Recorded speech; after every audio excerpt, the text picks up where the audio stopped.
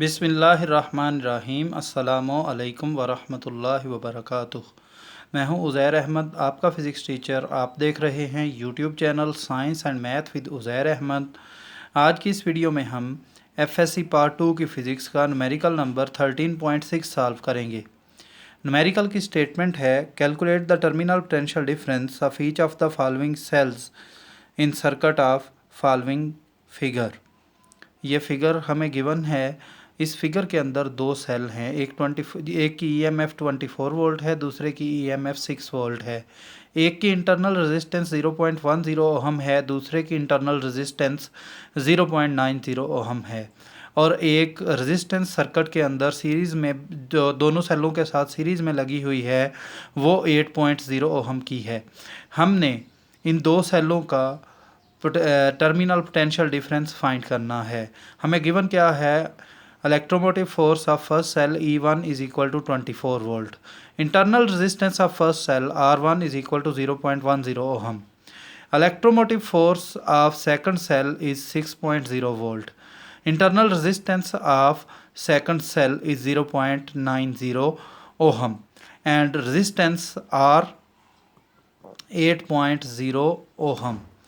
And हमने find क्या करना है, हमने terminal potential difference first cell का VT1 फाइंड करना है और टर्मिनल पोटेंशियल डिफरेंस फाइंड करना है दूसरे सेल का, सेकंड सेल का VT2 फाइंड करना है। VT1 और VT2 फाइंड करने के लिए हमें सर्किट में से बहने वाले करंट की ज़रूरत होगी।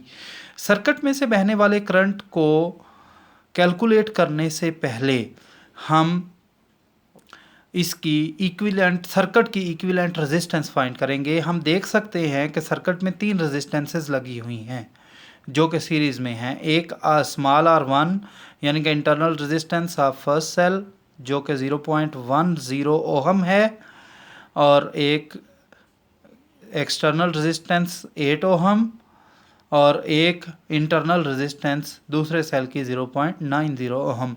तो मैं equivalent resistance of the circuit को R इक्विवेलेंट से शो करता हूँ और ये मेरे पास आ जाएगी 0.10 प्लस 8 प्लस 0.9 जो कि 9 ओहम बनती है। अब अगर हम गौर से देखें तो ये हमारे पास दो सेल जो हैं ये जुड़े हुए हैं।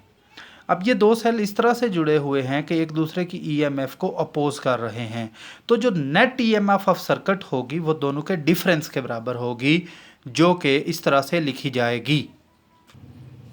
Net EMF of the circuit आ जाएगी 24 माइनस 8, 24 माइनस 6, तो ये बराबर होगी 18 वोल्ट। और इक्विवेलेंट रेजिस्टेंस हमारे पास आई थी 9 ओहम।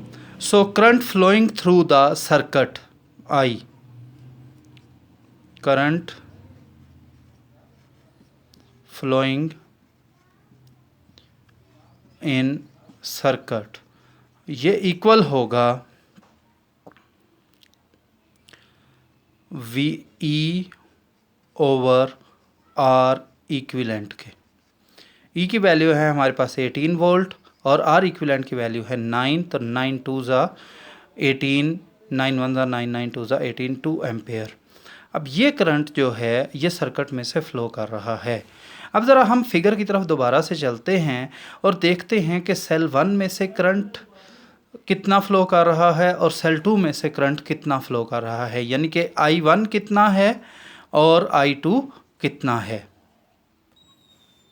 हमारे पास जो नेट ईएमएफ थी वो किस सीमत में थी, वो E1 की सीमत में थी, क्योंकि ये 24 वोल्ट और 6 वोल्ट से ज़्यादा था, लिहाजा नेट ईएमएफ 24 वोल्ट की तरह नेट ईएमएफ और E1 की सीमत एक ही थी। लिहाजा जो करंट I फ्लो करेगा वो इस सीमत में फ़्लो करेगा, इसके पॉजिटिव से नेगेटिव एंड की तरफ, और I1 भी इसी की सीमत में फ़्लो करेगा। तो लिहाजा हम कह सकते हैं कि I1 बराबर I है, यानी कि I1 या current flowing through first cell या cell of EMF E1 will be equal to I या 2 एम्पेयर। लेकिन सवाल ये है कि ये I जो नेट करंट सर्किट में से फ्लो कर रहा है E2 में से किस सीमत में फ्लो कर रहा है, I तो इसी सीमत में फ्लो करेगा, लेकिन जो इसका EMF है उसकी वजह से जो करंट फ्लो करना चाहिए वो नीचे की तरफ फ्लो करना चाहिए, यानी कि इसकी पोलैरिटी के मुखालिफ करंट फ्लो कर रहा है।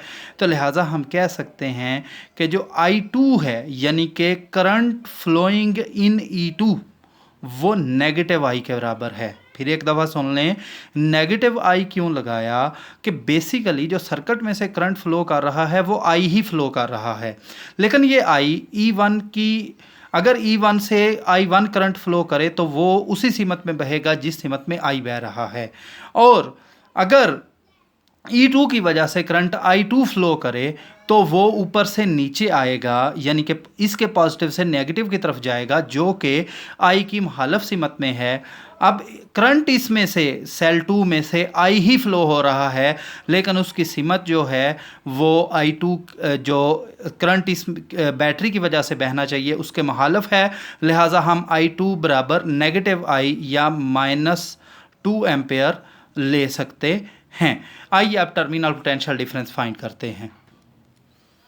Terminal potential difference of first cell will be equal to E1 minus I1 into small r1। E1 24 minus 2 into small r1 की वैल्यू 0.1, 2 को 0.1 से मल्टीप्लाई किया तो आंसर आ गया 0.2, और यहाँ पर मेरे पास 24 पहले से मौजूद है, तो 24 माइनस 0.2 बराबर आ जाएगा 23.8 वोल्ट।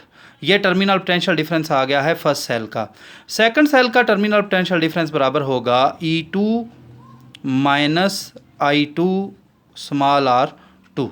E2 की वैल्यू हमारे पास है 6 वोल्ट, 6 माइनस I2 की वैल्यू है -2 और R2 की वैल्यू है 0.9।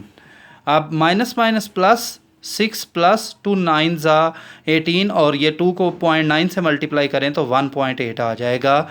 6 प्लस 1.8 आ जाएगा 7.8 वोल्ट। ये हमारे पास टर्मिनल पोटेंशियल डिफरेंस आ गया है दूसरे सेल का जिसकी EMF 6 वोल्ट थी।